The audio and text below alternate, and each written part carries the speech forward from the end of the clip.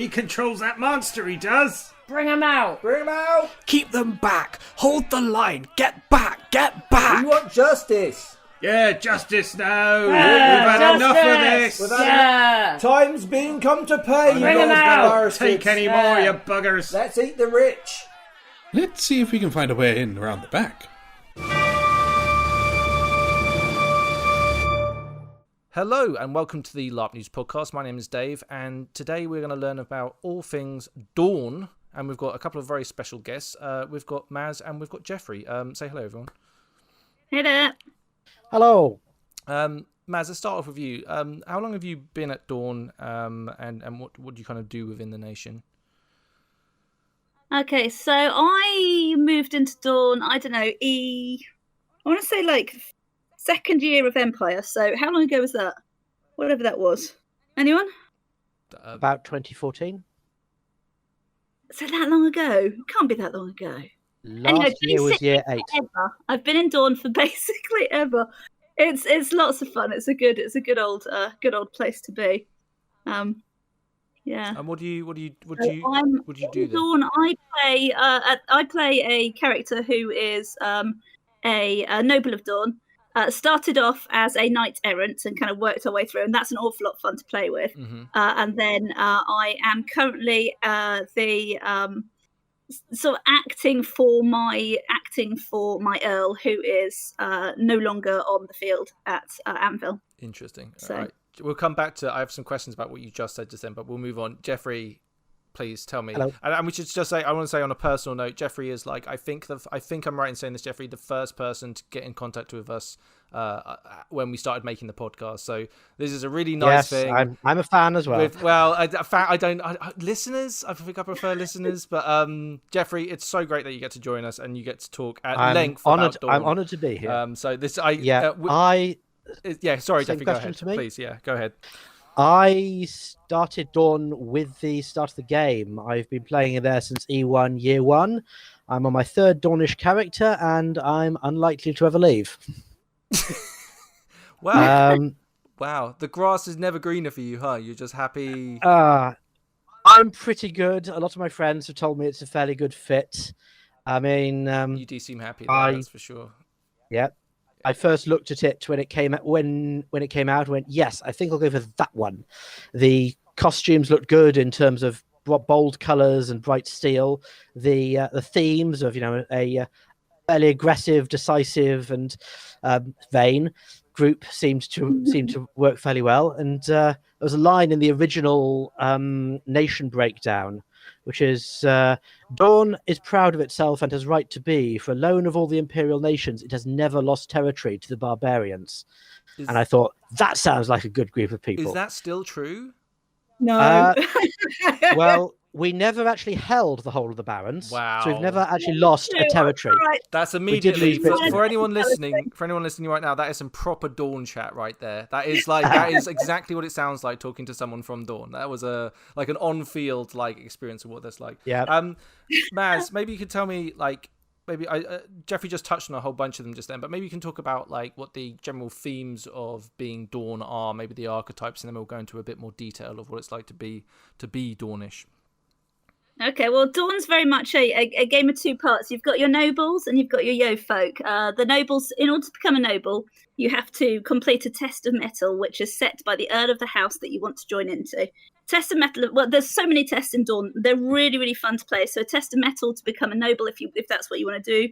There's a test of ardor if you're a noble. If you want to marry someone from another house, you can't marry within your own house because that's yucky. Yeah. If you want to marry a noble of another house, then you need to complete a test of ardor to then move into that house. And those tests are an amazing excuse for shenanigans. Hazing, you might say. Yeah, I mean, it's just fabulous. So the more glorious the test, the better. Oh yeah, tests of resolve, yeah, which are the you've done a bad thing, we're going to get rid of you tests. Oh. But they can also go down to. They can also. Sorry, Geoffrey. Have you seen one of those in play? Tests of resolve sometimes tend to be Are you willing to bleed for your point of view, for your argument? If so, I shall meet you in the glory square in 5 minutes. So it's that sort of arguments. I had one of those over a chair once. Yeah.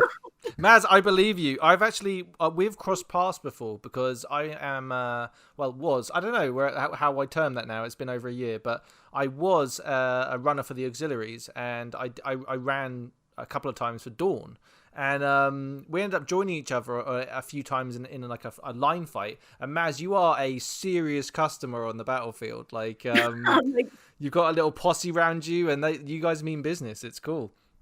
I can definitely, I absolutely back that up, Maz. There's many a time when it's a case of everybody's falling back and Maz screams, "Rally on me! Counterattack!" Yeah. And they do. We talk about often talk about how it's like you can't there's no stat for please, I apologize for the blushes I'm going to cause you here, but like the charisma vibe of someone on the battlefield and how important they are. And Maz definitely feels like one of those people when I've interacted with you, where you'll be like. People will just be like, all right, we're staying here because Maz is staying here, right? And that's just the way it's going to be, right? It all works perfectly until it all goes wrong and we all die. Again, that's very Dawnish right there. Like the total annihilation of an entire group is quite common, I think, in Dawn. Dawn has a tendency on the battlefield to win in one of two ways. Either we carry all before us and smash our way to victory, or we win over a large pile of our own dead. So either way, we win. I started in Varushka, and one of the reasons we chose Dawn to move across was at one point we were on a flank when we stood in Varushka we're on the right flank to Dawn, and we were in the woods. And for me, it was a real kind of the epitome of embodiment of Dawn was when my peripheral vision's not great, which is one of the reasons why I fall back late, because I don't notice other people doing it, if I'm honest. I just heard a noble go, excuse me, a lady in the red, would you mind terribly dressing to your right? Which was terribly Dawnish. And then the person next to him, after I didn't move, obviously, because I was in the middle of something, the person next to him just yelled, "Oi, that's with a shield! Get back here!" And that was the real kind of the two embodiment of the two sides of Dawn. And that was how I met some real characters that I've had a lot of fun with playing since. It's one of the things. It's one of the things I actually quite like. I played a paladin in a campaign of D&D recently for like a fairly long, extensive campaign, and the entire character was basically quite posh and nice, but then really came to life during violence. And I think that's something that's quite cool about that whole it's chivalric. I've never used that word before. I think that's how that word. Chivalric. Okay, we're going with that. It's one of these ones that nobody says, so the pronunciation is kind of vague. Yeah, I don't think I've ever said that word before, and now luckily I get to say it on a podcast. Fantastic for people to listen to. But that kind of idea of being quite polite and nice and all that stuff, but then when it comes to business time, it's a full-on violent expression, you know. Yeah, I mean, Dawn doesn't embody chivalry, but it does embody very strong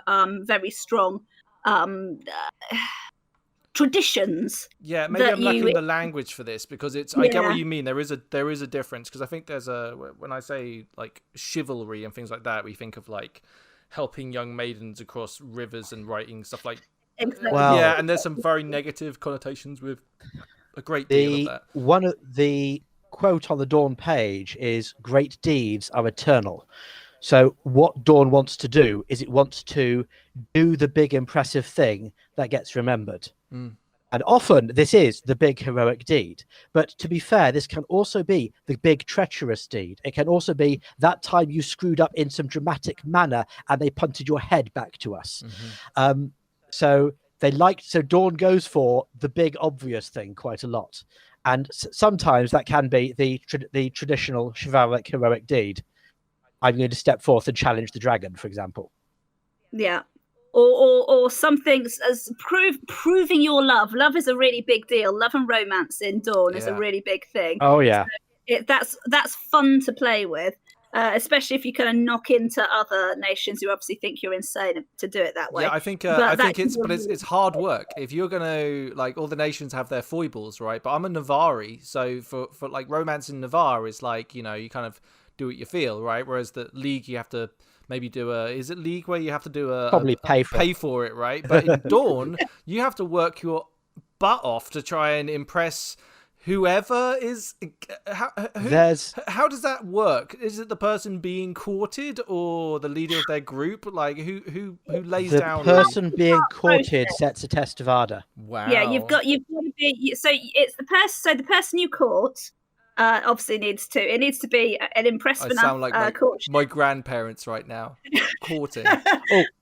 An impressive enough courtship to catch their eye, but then you have to prove if you want to then test into their house to marry them, you have to pass a test of ardor, which is set usually by the earl or an earl enchanter or enchantress of the house. Ugh. So it really does sort of depend on that really. There's one of the origin stories in Dawn, an origin story of the Empire, which is the last king and the first empress, which has got 2 tests in it. Do you remember this one, Maz?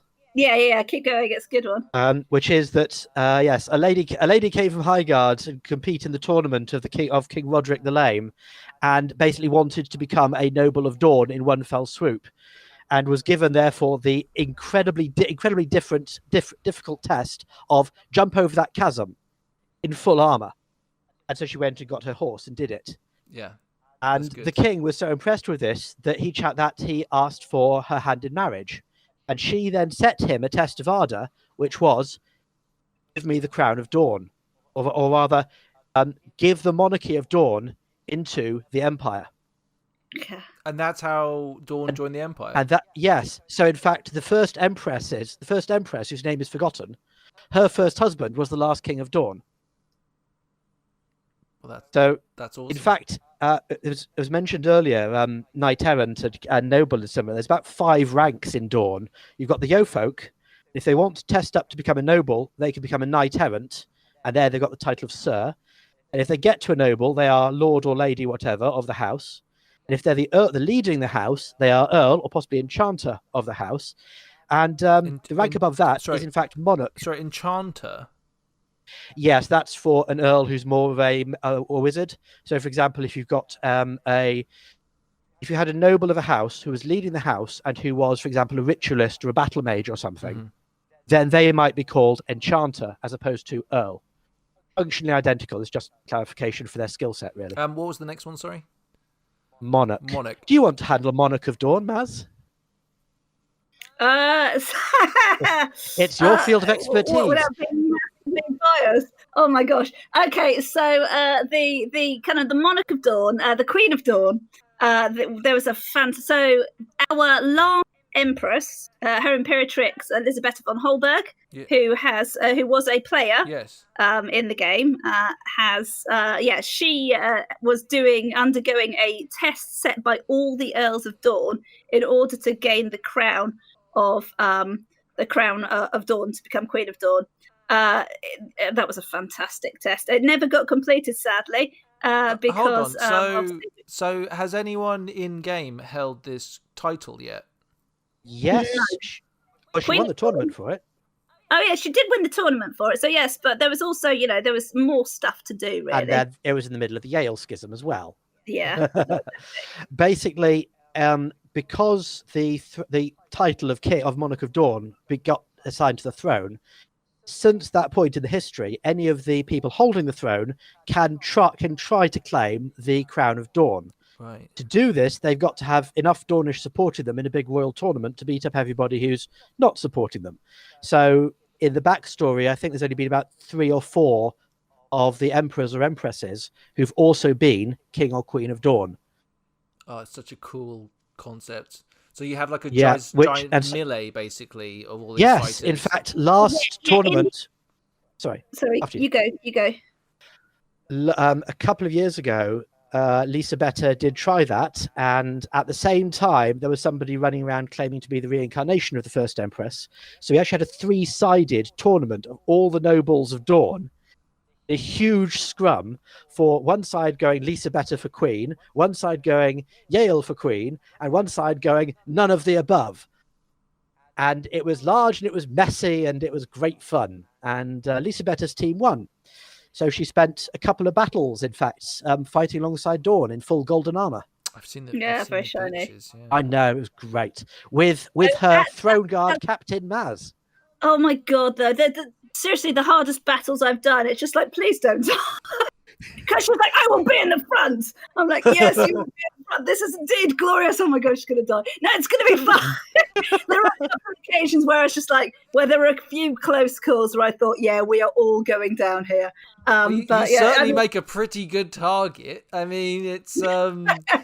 And also be a fair, shiny she was one. It's not like you're subtle either. It's not like you're kind of blending in with everyone else. It's this giant shiny blob there, right, of with the massive banner. Yeah. The massive over here banner. Yeah. Please come kill us. It's you'll be telling everyone about this afterwards banner. Yeah, it's not good. To be fair, you were hiding the person in the golden ornate armor in the middle of dawn, so it wasn't too bad. Yeah, it's like One of the things. sorry, go on. Sorry. No, go on, Matt. Sorry. One of the things about the tests which is really good is that you can say you really want someone in your group and they're going to test across for a test of ardor or a test of metal or something like this. You can't give them an easy test, because if you give them an easy test, that's inglorious. But if you give them too hard a test, you're basically saying we don't want you in our group, or you're saying we think you are so glorious that you will get in our group anyway, and so become a member of our house. And so you want in character to have the hardest test possible. I mean, it took me almost 2 years to get my test of metal. What was your test of metal, Maz? To accept and complete a challenge from each egregore of each nation. Oh my And god! do you know What? Yeah, What? and the last... I know, right? It was insane. And the last... I'd had to do all sorts. I had to find out what noise Troll's eyelashes made. The marchers were awful. I had to go in and shave a giant piece of sugar, which was like the least good.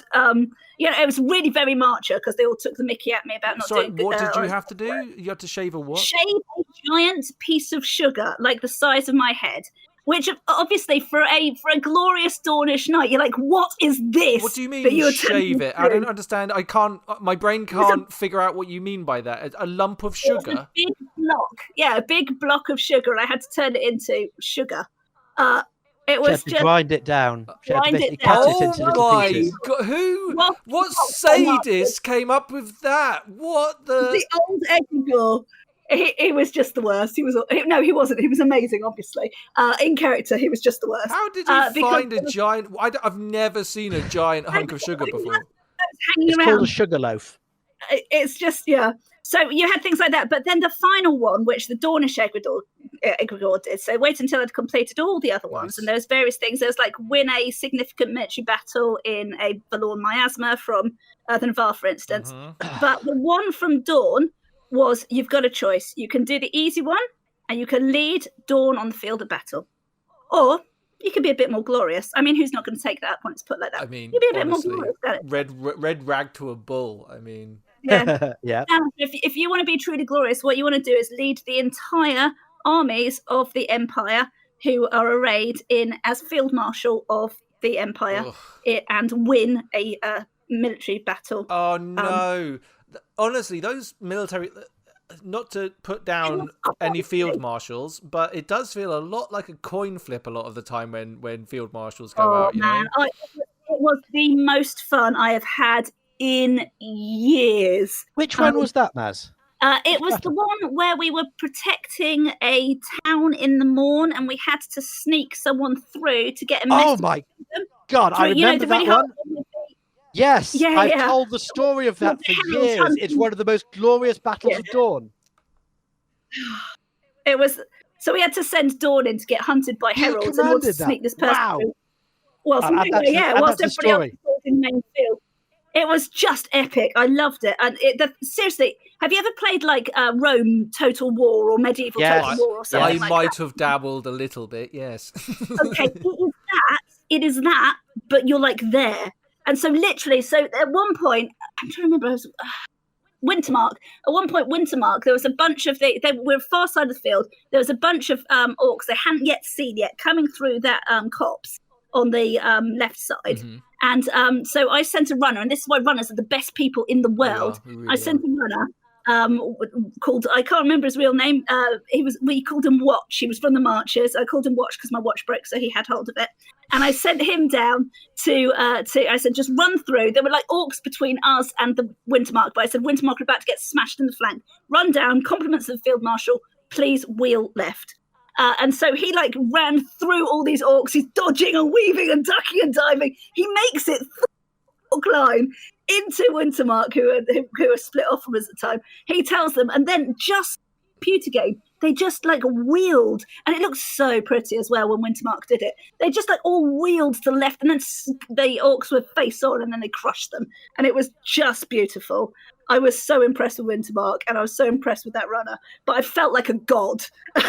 Yeah, I think that honestly, I did we've done a few episodes on a few different subjects, and we did the military one. And the worst thing about doing this podcast is, like, I now want to do the military game after hearing that story again, but I also want to do the medical game. I want to do, like, the full-on religious game. It's just, there's a lot to it, but yeah, I think there's plenty to investigate. Yeah, I think like, just the idea of commanding that many people is gonna be, I mean, it's very cinematic when you were at the front, but being at the back, let alone having command over everything, is that battle Maz commanded for getting that in. I was with the main Dornish force. And so we went off into the woods and then came back. And by the time we came back, it was all getting rather sticky. And I was at the front rank as we all poured out, as Dawn poured out of the woods, completely ambushing the Jotun flanking assault. And I was able at the front to raise my sword at them and scream, "Days of glory, nights of war, Dawn is upon you." And then we all charged. That's so cool. I mean, I particularly remember that because there was a guy who's now my unit leader. Danny plays Lupo, and he was there on the flank all by himself, looking over it. And he looked over, and then suddenly Dawn turns up to hold the flank, and he raised his spear towards us and screamed in a glorious voice, in a cracking voice, "Dawn, you glorious bastard!"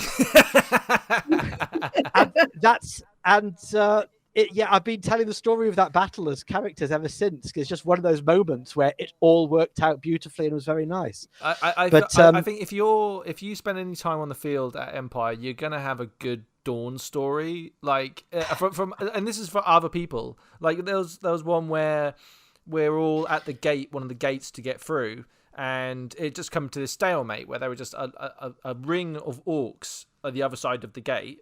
And just this was on the battlefield. Yeah, it's perfect death. And then everyone rocked up there and was like, "Well, that looks like a terrible thing to do." And then the word came out that Dawn were going to deal with it, and literally the whole crowd parted for this column of Dawn to go through. And it was just everyone was chanting, and then it was just, I think they were chanting "glory" or whatever the hell it was, and then we were all cheering them on, and then they just charged into this absolute hellish chaos of clashing steel as they went through the gate. But holy crap, that was an exciting moment just to watch, let alone be a part of. Like, thank you. Amazing. Dawn tend to be fairly visual. yeah, we did.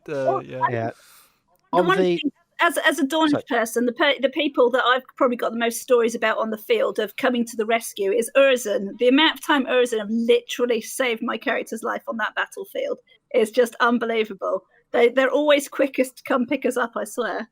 Yeah. On the subject of tests of metal, are quite a lot that are fairly all over the place, such as Maz's one, which was challenges from everybody. There are quite a lot that go towards the martial side of it.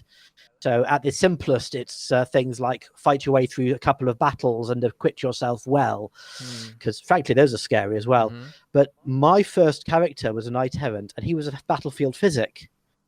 So his test of metal was to heal 40 different Dornish on their death counts, which, if you're with the same group, can take ages. I think I worked out it would probably take me about 3 years to do it. So how did you do it?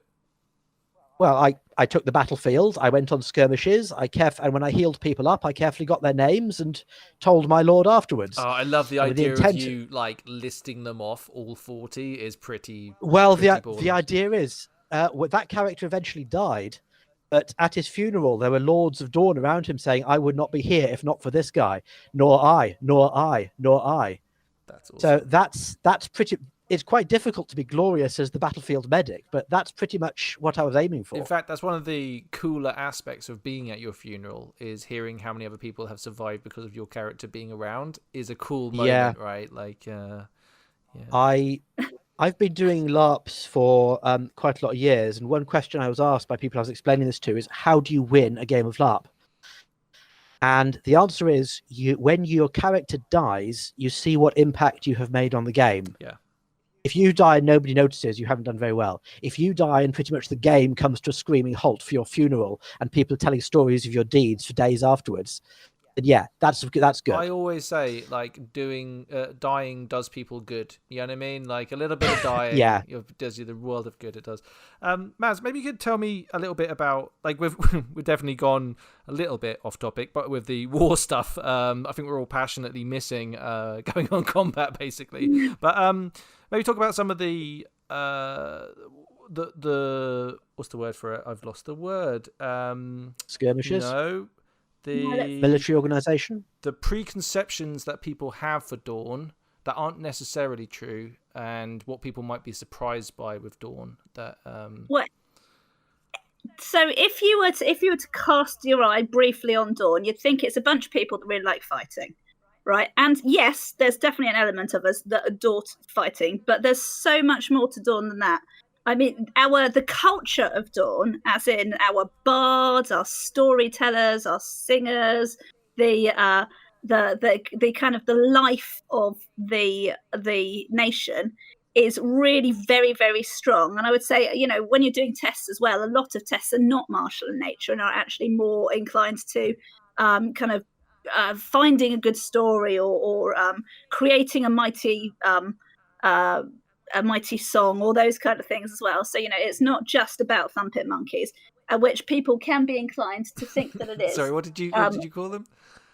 Thump it monkeys.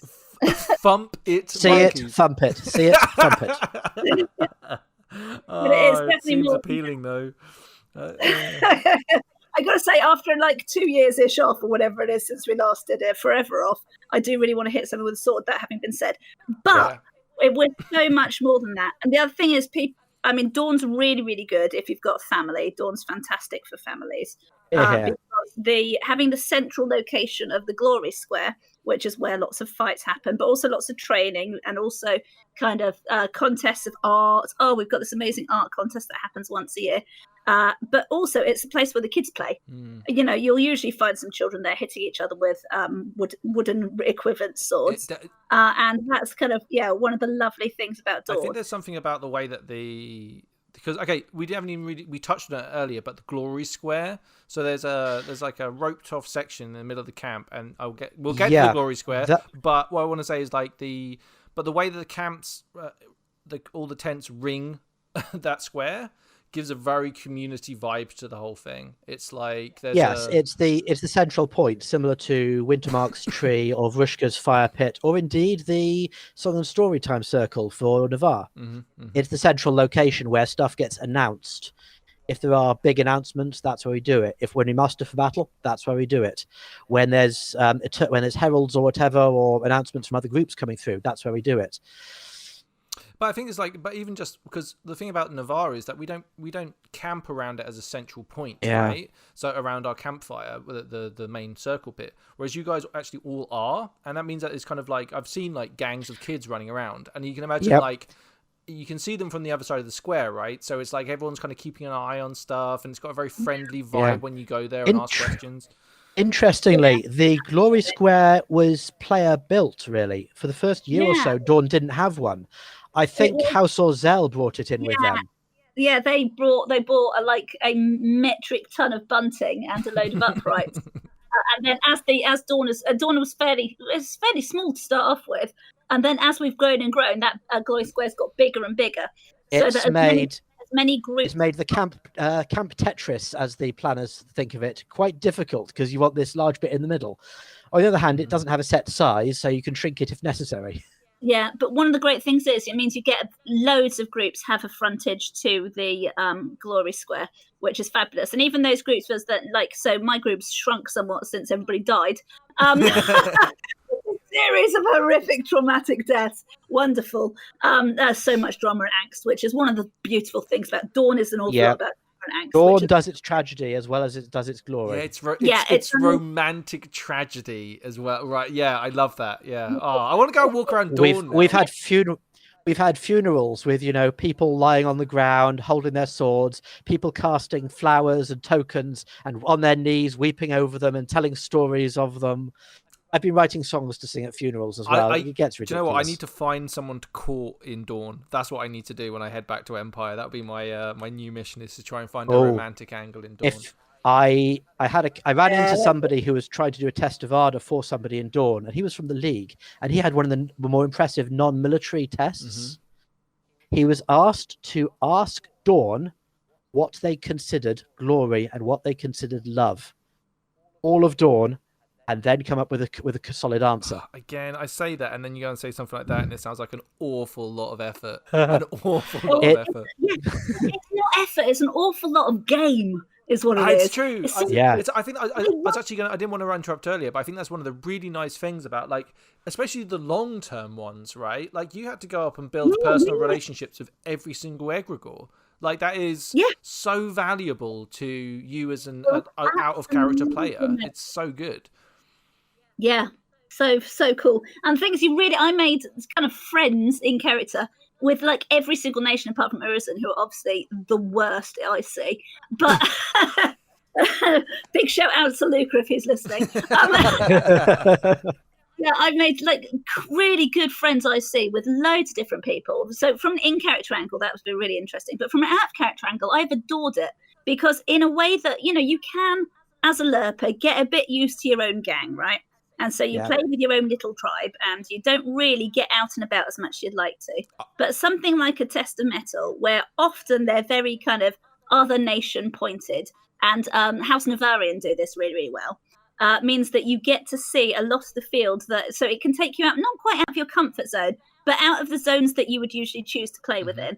And so it's absolutely great for taking you outside of Dawn, because Dawn can keep you in because it's amazing. Maz, I think this is a really great point, and actually we've touched on it in a bunch of these episodes where we've talked to different nations of it becoming quite insular, and that can become like. And I'm not saying that this isn't for people that don't feel confident to do this. Then you don't have to do this, but I think there is something incredibly rewarding about trying to push yourself out from, be that within your own nation, and then maybe push out to other nations outside of that. It can be incredibly rewarding, Yeah. One thing that Dawn does have as the obvious divider is that it's got the Yo folk and it's got the nobles. And this is why, to an extent, in the backstory, the Marches had a civil war and then stomped off to leave Dawn because they didn't like being bossed around by the nobles. Yeah, but I meant to ask about this. I had a think about it. I actually asked most of the Dawn Facebook about it. What do the nobles need to do? Because they get a lot of rights, certainly on the field. They get waited on. They get to participate in the big things, but they also have a rather large chunk of responsibilities. And to an extent, it is they can't really back down from stuff. The nobles of Dawn are the ones who solve the problems. Who, admittedly, yes, frequently by thumping it, but they are at best proactive and decisive and determined, and at worst aggressive and stubborn. I sometimes feel that it means that like when I've interacted with a noble and what was the Yo folk or whatever, the Yo folk seem to be the person that's actually running things rather than the noble. Is my impression of the interactions that I've had with those groups, where the noble may be the one that makes like decisions from the surface, but it's like the Yo folk that are basically telling them what their opinion is on a lot of things, right? So it's a kind of fun relationship. My question was, can you join as a new player as a noble, or yes, absolutely. You just choose. So you can either choose, actually, I'm not interested in doing a Test of Metal, but I am interested in being a noble, so I'm coming in as a noble. Right. But you can say, I want to play through as a Test of Metal and come in as a Knight Errant, or a Yo folk looking for a test, or you can come in as a Yo folk with no intention of going anywhere else. And that's not looked down upon in Dawn. That's just as kind of cool and interesting as all the other areas of Dawn. And specifically for things like money, Nobles don't deal with money. Yes. It's not seen as very noble. You can't really get a great eternal deed by fiddling with the money. The Yo-folk,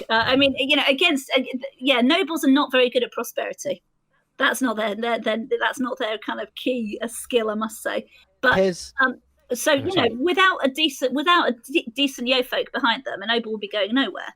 And so for Dawn, one of the biggest virtues, I would say, let's put love and glory as not virtues, obviously. But one of the greatest virtues Maz. that I would say. Maz, we've got a strict policy of not having any heresy on here, so just cut it out, okay? We're on a nice. This is a family show, Maz. Do you know what I mean? Would be loyalty and pride. And I reckon those two are really key for nobles, but for Yo-folk, loyalty as well. But prosperity, and that's something that nobles really don't hit at all. But the thing that really binds them together are the concepts of loyalty, because you have as well as having authority as nobles, you have responsibility, and just the same way that Yo-folk have responsibility. Mm-hmm. So the two can't work without each other. Mm. The nice metaphor that somebody else said was that a house is similar to a racing car team. The noble is the guy at the front who's going to be driving around. He gets to be the face. He gets to do all the high speed stuff, and he's also got the highest chance of dying. But without any of the Yo-folk, he wouldn't get anywhere. There's the support crew. Yeah, how does this work? So let's say you have a couple of Yo-folk and a noble, and the noble goes off to fight and gets killed. What does that's happened to me. What does the next day look like of that? Like, how does that even operate as a game? Like, how do the characters react to that? Like, what do you do if you're a Yo-folk without a noble? Do you just is there a store you can go to get a new one? Well,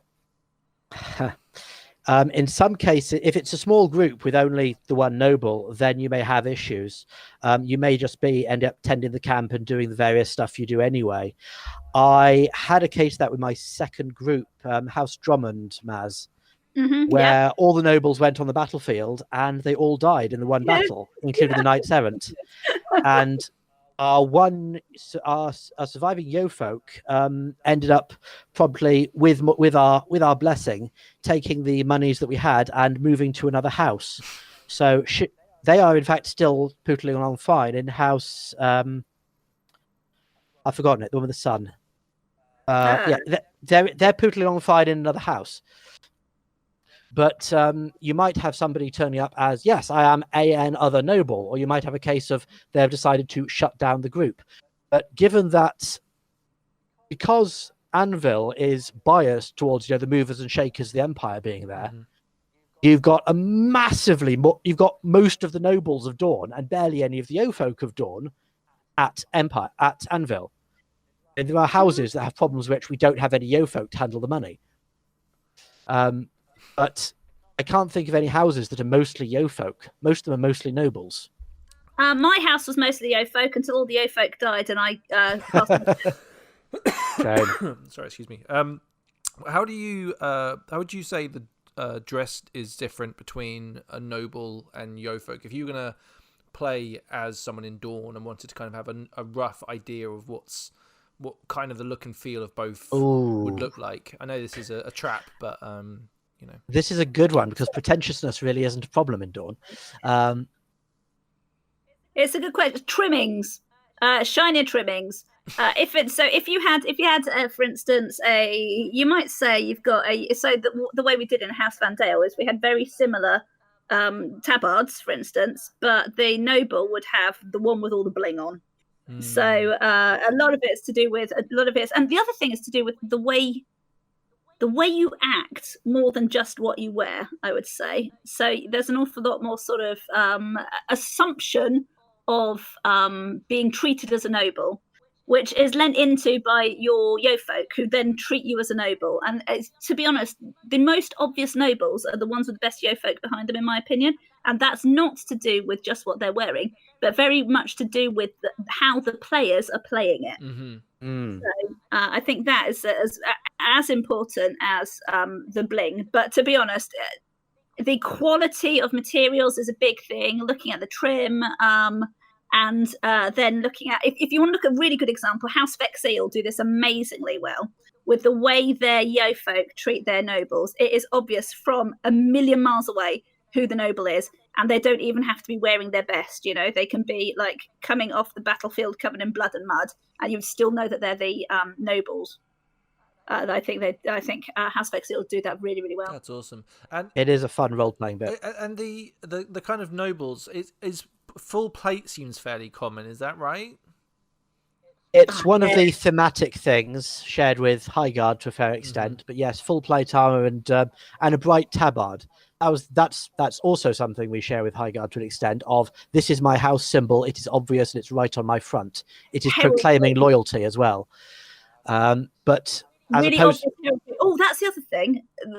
The way you can tell nobles from Yo-folk is that the nobles will have kind of front and center heraldry, and nobles can have their own individual heraldry. whereas the Yo-folk will probably be in the house colours, but without a big obvious individual symbol.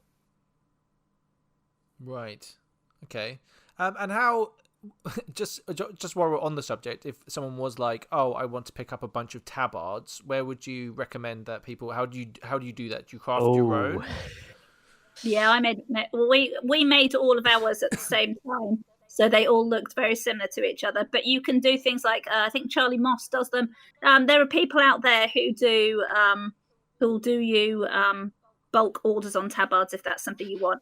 But tabards, there's a lovely pattern on the wiki, which is very straightforward to be able to making tabards. Simple tabards are dead easy, and it has the bonus of if a character gets killed in the generic tabard, you can get the tabard back off them and assign it to the next person who wants to join the group. Yeah, absolutely. But I had groups. I like that. Yeah.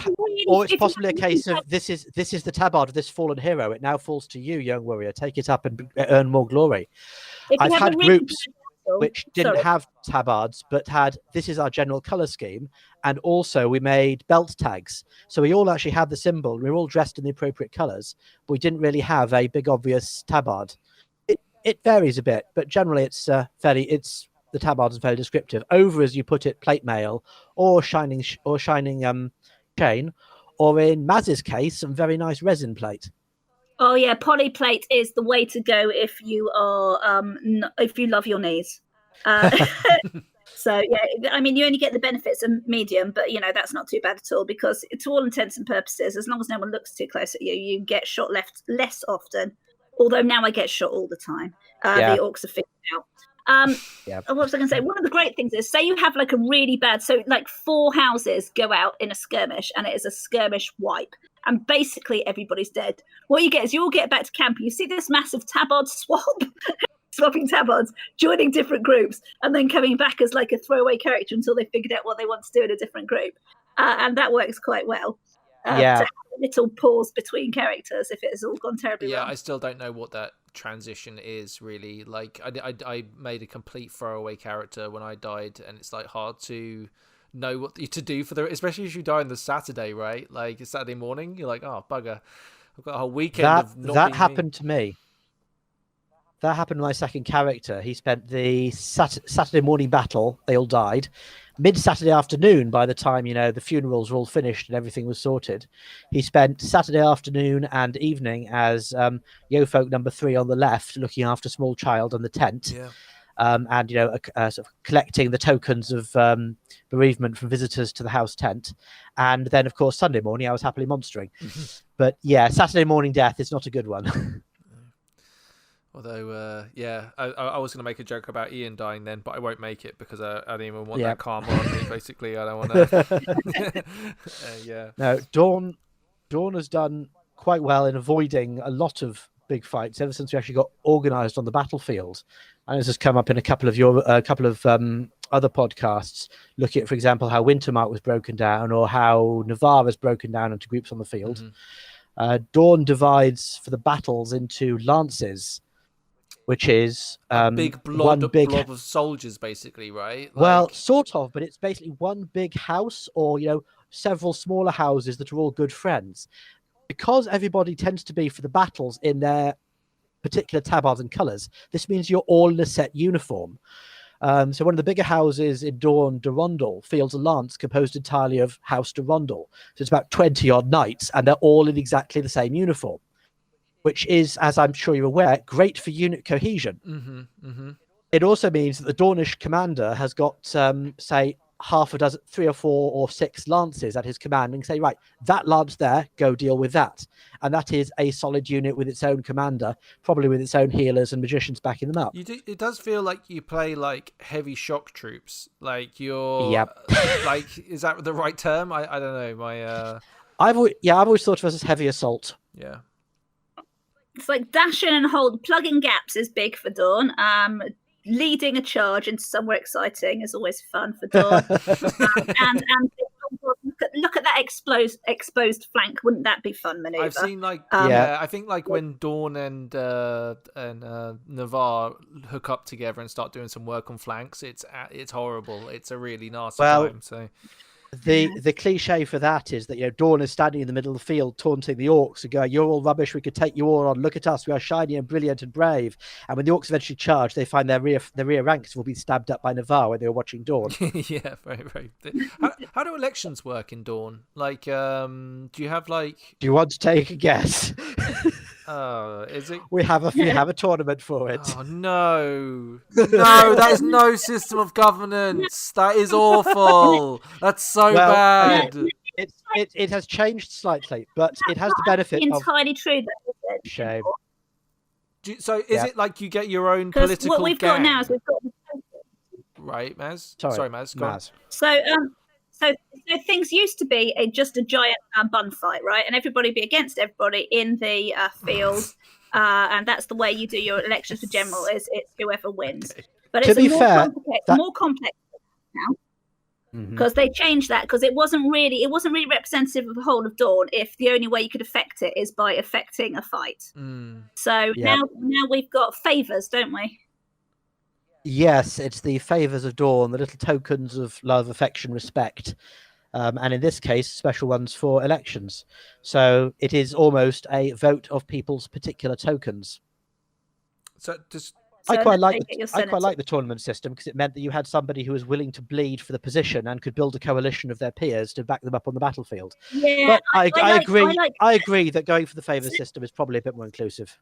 Yeah, the thing is, Senate isn't just about fighting people. Yeah. I mean, so having a system that is more representative of those people who are non-combatant, I think, is really, really good. So I think the changes they made were very, very positive. The way generals are elected is by interview by the Earls of Dawn, which is really fun. That's the general interviews. I've done a general interview. I crashed and burned in the most epically fun way. They're really fun to do. So you can kind of interview for the positions of general. So how many generals would you be talking to for that then? So you sit down and how many nobles? Sorry, how many nobles would you be in front of? I believe it's whichever earls wish to take part from the Earls Council that wish to take part, and the Earls Council are all the Earls of Dawn. Which is all the group leaders, which could be anywhere from, for a general's interview, half a dozen to about 20. Oh, that's interesting. So they changed it to senators in the end because it was just a bit much. Yeah, but it's interesting. I like that as a thing though, having all of the leaders of groups being in some sort of collective communication. Friday and Saturday evenings was the Earls Council. So they all meet up in a great big tent or around a big table in the Dornish bar, and they discuss the business, stuff that has happened, stuff that we need to do, stuff that needs to be dealt with, any interesting tests of metal, etc.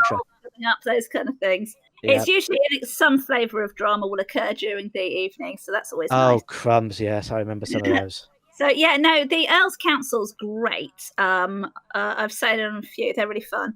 They do tend to. If something dramatic is going to happen, often it will spill out of the Earls Council and into the Glory Square. But it doesn't happen that often. It's always fun when it does. What time does Earls Council usually start?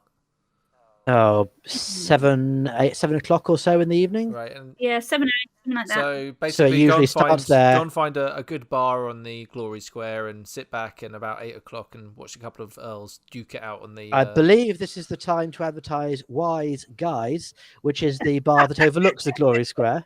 I've had a couple of drinks there, in Dawn. and it is absolutely one of those. If you're ever on a pub crawl, you will have been there. Like, you're gonna have ended up at Wise Guys. It's notorious. Notorious, is that the right word? Yes, infamous? guys for the listeners is spelled in this case Guise, as in the character I am portraying, which could be if I am in disguise, if I am playing a role as a troubadour or as a masked knight or as something else. Mm-hmm.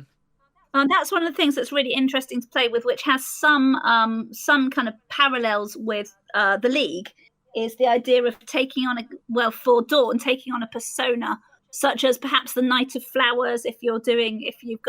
One of our festivals is the Night of Flowers, Festival of Flowers, where you can give your someone you admire or someone you detest flowers, and that's depending on what color flowers you give them and how many. Will depend on what the message is that you're giving to them.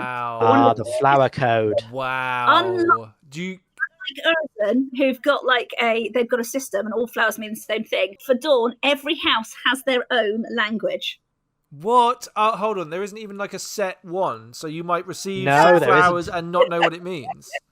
But Dave, look, the purpose of this, as with the purpose of the virtues, is to create more game. Because we don't have a set flower code, this means that you can end up with people dramatically getting completely the wrong idea. Oh, this person has fallen madly in love with me. Oh, this person detests me. Oh no, he gave me a black rose. What does this mean?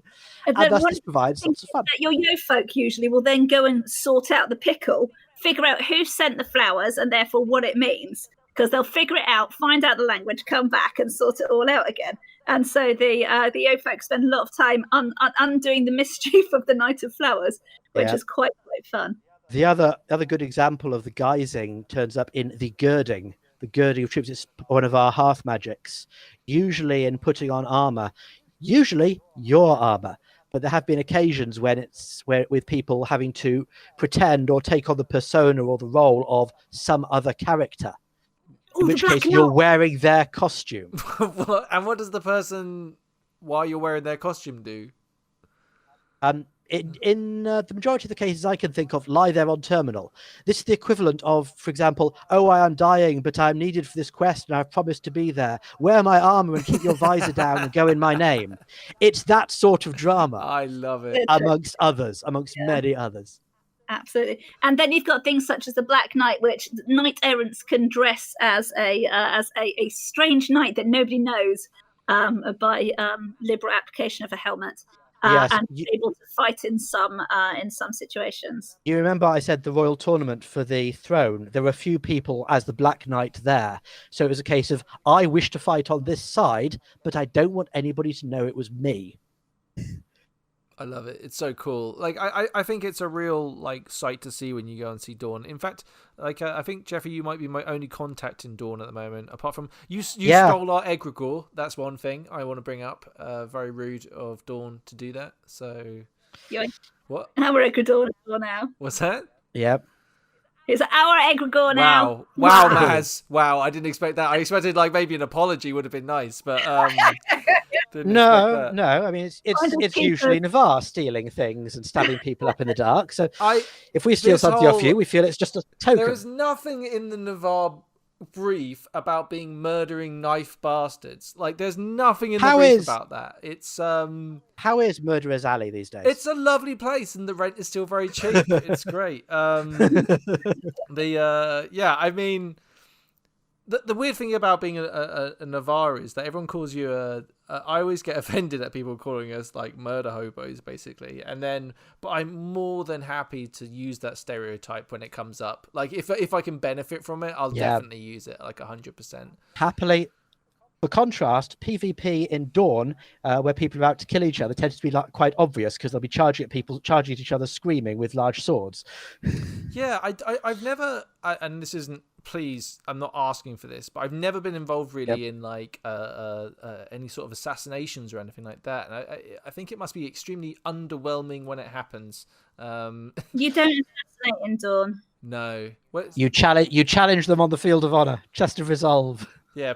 Come here, I wish to carve my insults into your flesh. It's very glorious to kill someone on the sly, you know? No, but the problem is that I think honestly, there's one line in the brief for Navarre, which is you can't betray your enemy. Okay, and I think one line is the it's the rabbit hole you can go down to basically justify any action. It's like, interestingly, a problem that Dawn has had. I mean, it's said that glory and love are the Dornish heresies, but the problem, a couple of ones that have come up with some beautiful role playing by people over the years, is hatred and vengeance.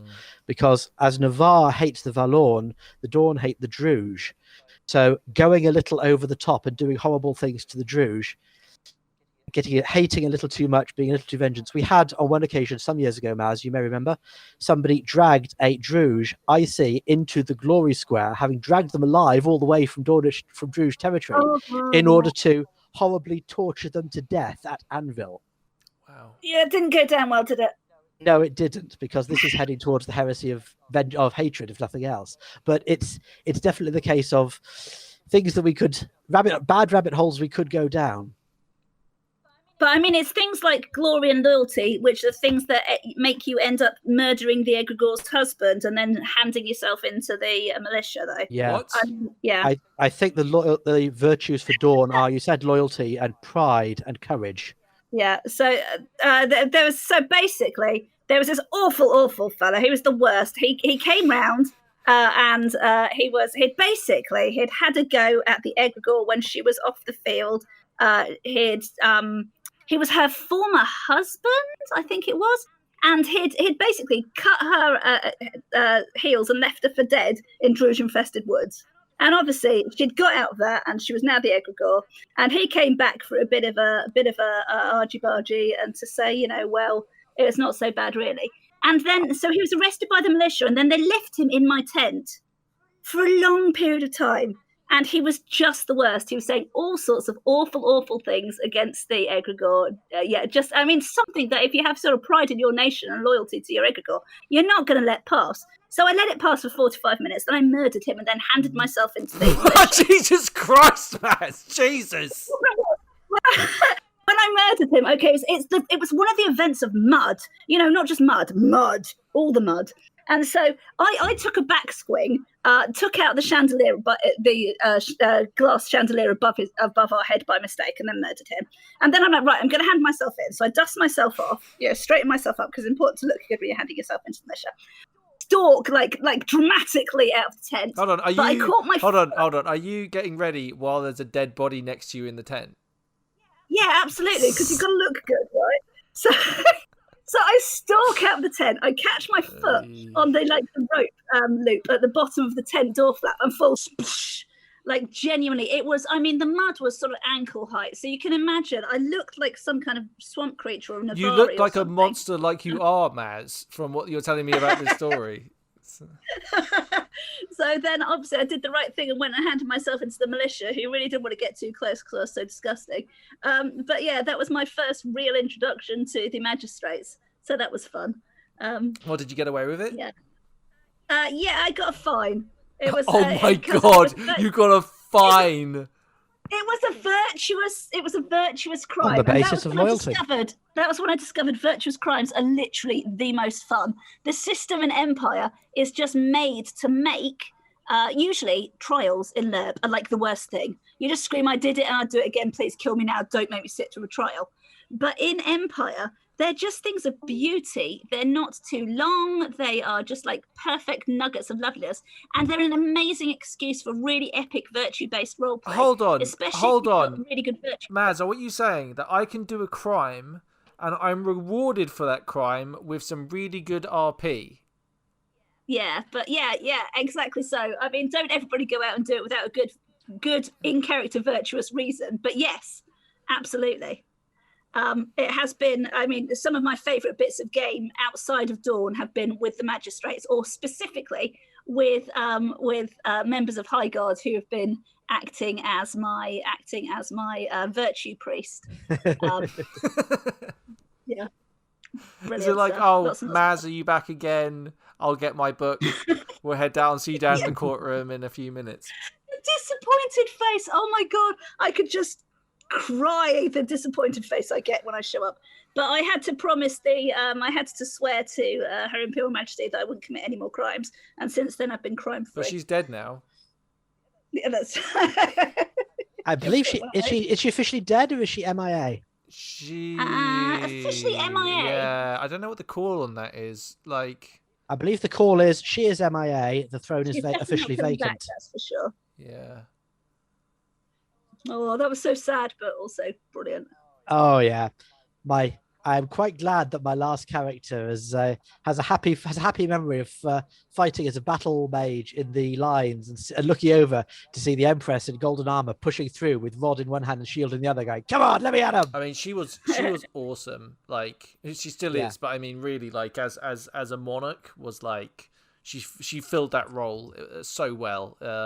You know, Wow. I felt a bit like As Monarch of Dawn, it was a bit of an argument. well, but, yeah. As Empress, she was lots of I fun. felt like that scene of Monty Python, you know, the one where it's just like, oh, I think that's the Queen or whatever. And like, how can you tell? And it says, well, it's the one with she's not covered in shit. You know what I mean? That's kind of how I felt in Navarre when she came through. Well, that's because she had Maz to step on every time she needed to walk into the mud. Nice. Yeah, I didn't know No. you could literally get away with literally murdering someone. If you have full religious justification and can explain it. The right virtuous justification and a really good priest. I mean, that's going to be key. So anyone who needs to, Sons of Kuros have the best virtue-based priests ever.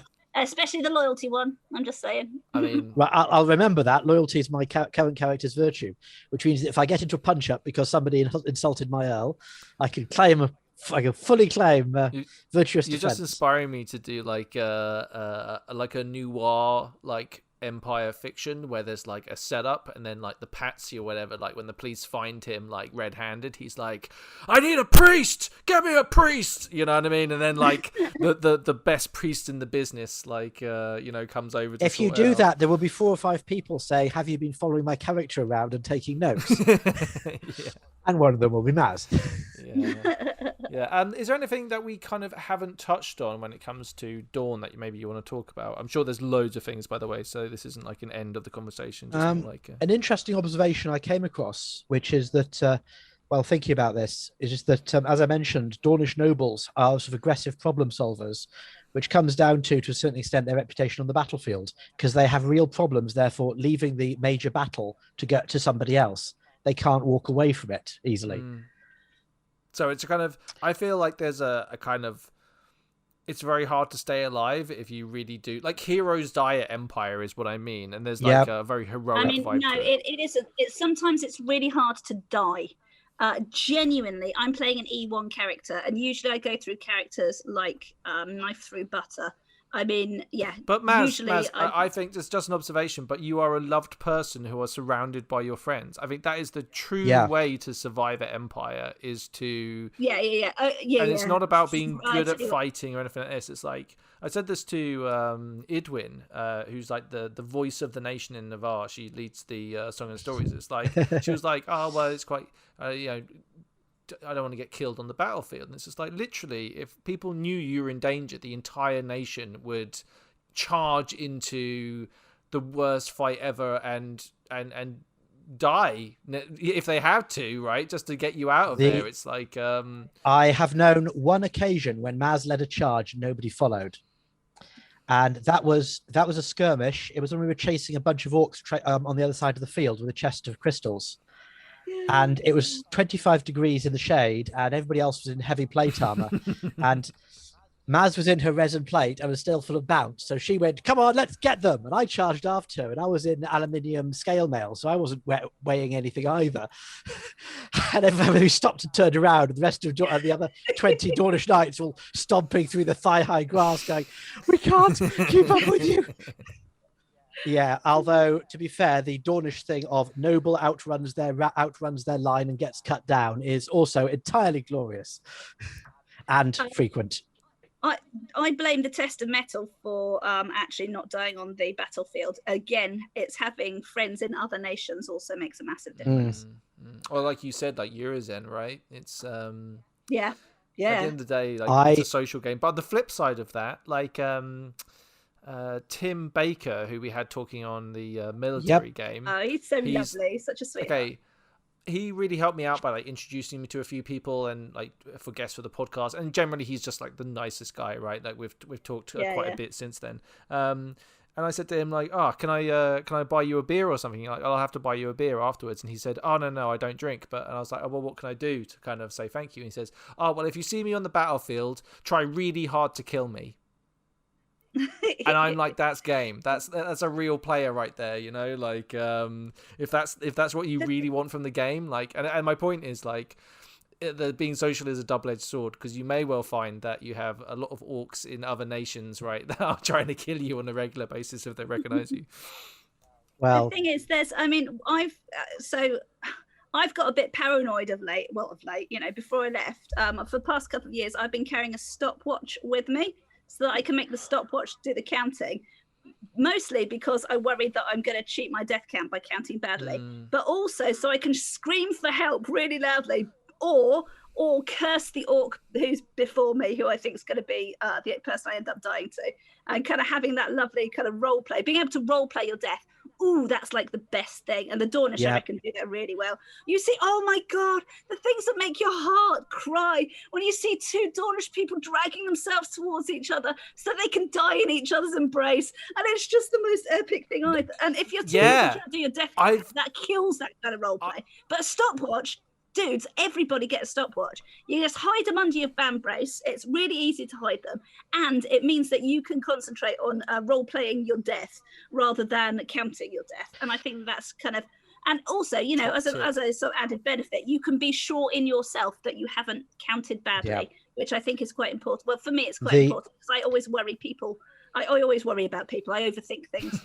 So the very first Empire event, Dawn took a heck of a kicking in the battle, and however, Dawn had looked at the rules for terminal, for example, and at death counts, and decided we were going to play it to the hilt. So my tent ended up as the field hospital, and the general who'd commanded that battle had a succession of night after night after night lying in his arms and dying, looking up at him and saying, you failed us all. And then they die, and the next night would be carried in. Jesus. He had basically guilt tripped with a huge collection of dying knights all glaring at him as they died. Actually, that character hasn't been back since. I think this happened. Dawn gets a lot of use out of Terminal and Tragedy. This happened when I was monstering. This is ages ago, back when we were first starting. I caught two Dornish nobles trying to get back to the lines, and we were like, I was in the back lines of the orcs, and I just found them and went, hey everyone, look, it's these guys, like really like a child, like innocently not really thinking about what I was doing. And they came over and I was like, all right, they were gonna fight, and I was like, listen, give it up, surrender, you know. And they threw their weapons down, and then some other orcs came along and went like, no prisoners, and they just butchered them. And it was like, I felt so bad because it was such a brutal death, man. Like, honestly, I felt terrible. And they were the goodies. We were definitely the baddies. I know we were the orcs, but man, heartbreaking for them. And that was when you were the Jotun. Yeah. It wasn't Jotun. I mean, honestly, Geoffrey, you probably know some of the stuff that we've got up to better than I do. I've been listening to some of your more interesting battle reports. I like the battle stories. Yeah, hopefully we'll get a few more battle stories in this year, basically. That's my big hope for 2021, is that we'll get at least maybe one, maybe two events. Second... it's looking like I'm hoping for 2 events. Yeah, that would be the dream. I know. Stop. Interestingly, next event, we're going to have a large wave of new players. Because there's been quite a lot of new people turning up and going and thinking this looks like fun, which means that myself and Maz will be the first wave of players, and Dave, you'll be there with the second wave, and then there'll be a third wave of players, and there'll have thousands of them.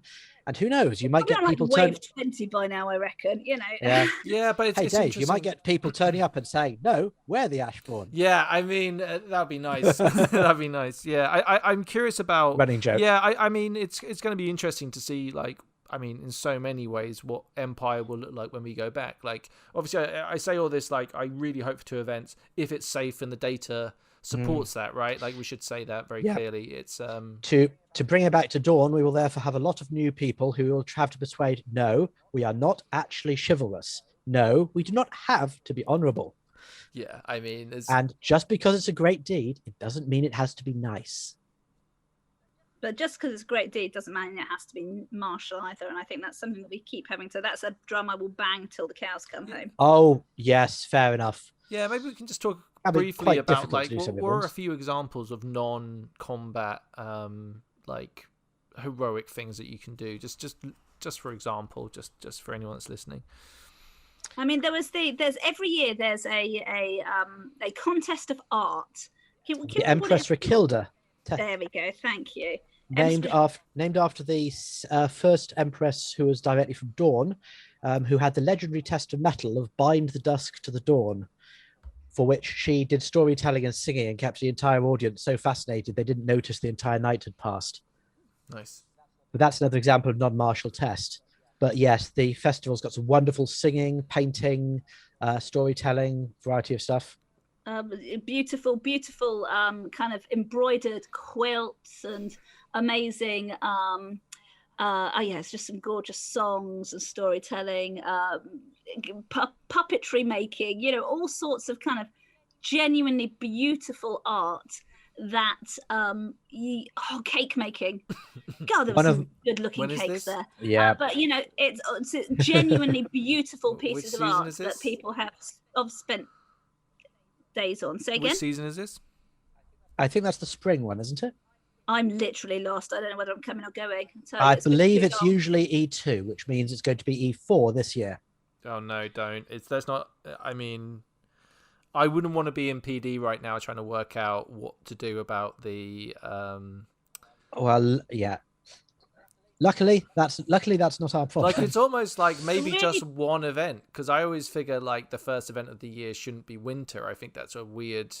I think it should be winter should be the last one, and then we start with spring at the start of the new year. It has been a bit of a puzzle, but usually when PD started, they had the first event in Easter, so they had the occasional 4-day event. So it was much earlier in the year, and so it was colder, wetter, and muddier, and so very much more winter. All the worst weather happens that one event. Yes. God, the total first E1, it was it was freezing, like super cold. But Maz, do you not remember when the mud froze? We were grateful because the traction improved. Yes, stop sucking our boots. Yeah, that was awful. But -10. they changed. They moved the timing of that first event, which I think was absolutely glorious. It made it much better. Yeah, I'm actually I've been doing a whole bunch of overtime at work, which is why there probably hasn't been as many episodes of the podcast, which I apologize for. But I'm doing a lot of overtime, and I'm looking at like, should I buy myself a tent?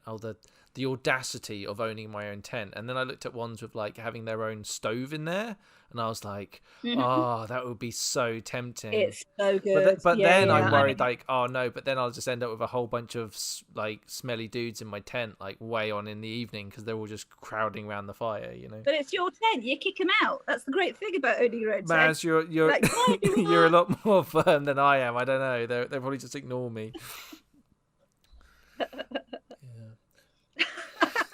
Say just start taking your clothes off, they'll get the hint. No, well, the problem is that they might get the hint. Yeah, who knows?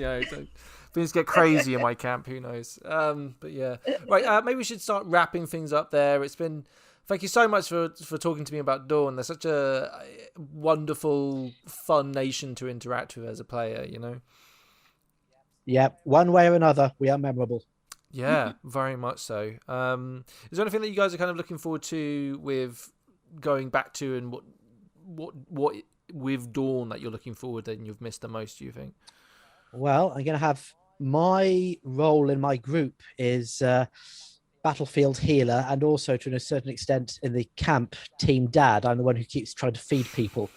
You're doing valuable work. Make sure all the nobles have had a drink before they go on the battlefield. Everyone gets some water in them. So I'm looking forward to that, to being able to be hospitable. I've also got a lot of stories to tell and songs to sing, and I'm looking forward to that. Yeah, excellent. I'm really looking forward to reconnecting with all the different groups. So doing that thing where you'll wander round the edge of the glory square and you'll stop and chat in all the different tents, and you'll usually be dragged into some amazing drama or other.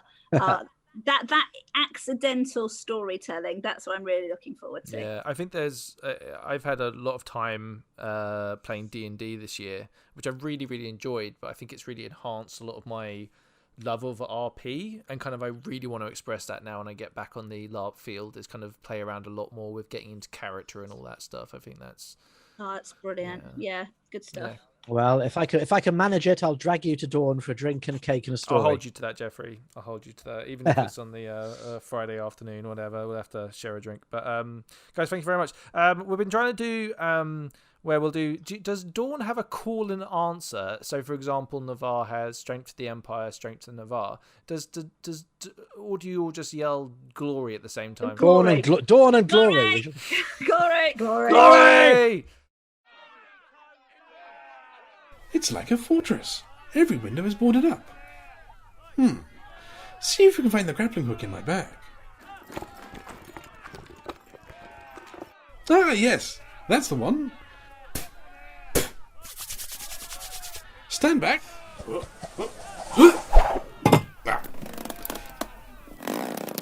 Right then, follow me.